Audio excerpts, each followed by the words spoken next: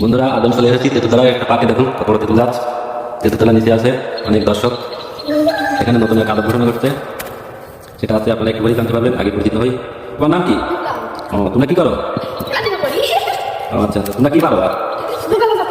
তাই কিভাবে বাদাম? তাই একটু বাদায় দেখাও।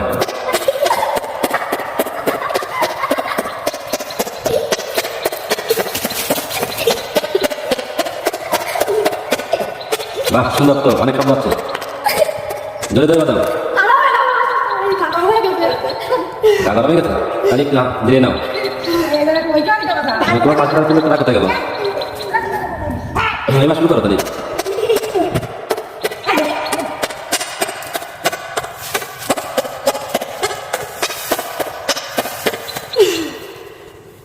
কষ্ট হয়ে গেছে?